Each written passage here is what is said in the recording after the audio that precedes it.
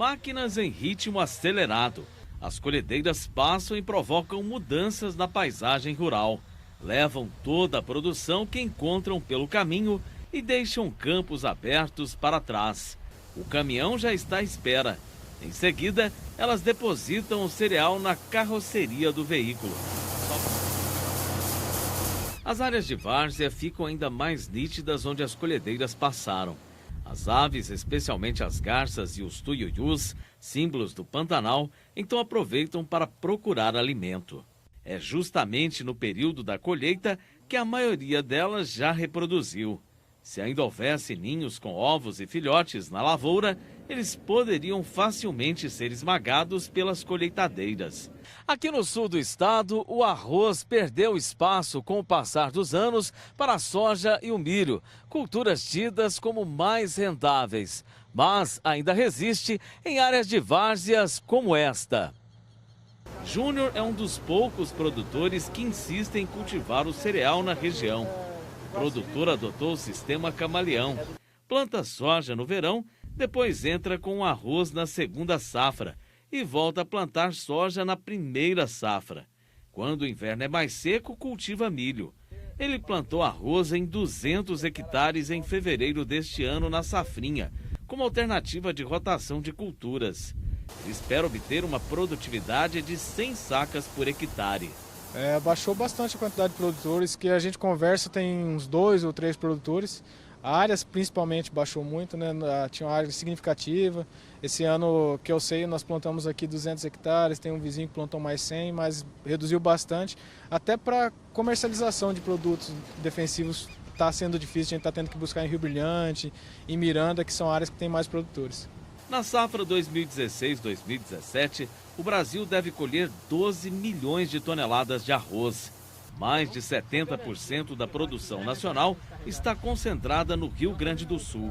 Os gaúchos devem colher 8 milhões e meia de toneladas do cereal. O Centro-Oeste é a terceira maior região produtora de arroz do país. No Mato Grosso do Sul, o sistema de plantio adotado é predominantemente o irrigado por inundação. Na safra anterior, foram cultivados 14 mil hectares de arroz no estado. A produção foi de 68 mil toneladas. A cultura pode ser utilizada tanto na safra verão quanto na safrinha. Mas para que os custos sejam pagos, é preciso obter altos índices de produtividade. O arroz hoje está rodando entre R$36 e R$40, ele se paga. Se paga se você tiver uma alta produtividade, como o soja e como o milho. Essa época é uma época um pouco arriscada, que é a segunda safra, né? Assim como o milho tem a preocupação com frio, com geada, que o arroz também é sensível, mas com o manejo rotacionando com soja fica um pouco mais fácil antecipar o plantio dele. Em Itaporã, o arroz já ocupou até 4.800 hectares. Hoje a cultura não passa dos 1.500 hectares.